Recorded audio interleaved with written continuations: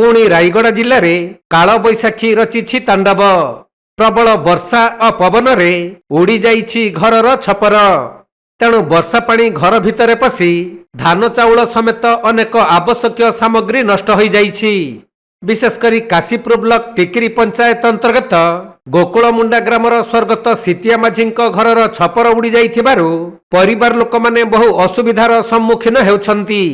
सेपटे रास्ता उपरे अनेक गछ भांगी पड़ी यातायात बाधा सृष्टि होइछि। तेणु प्रभावित परिवार को तुरंत सरकारी सहायता जोगाई देबा निहाती जरूरी होई पड़िछि।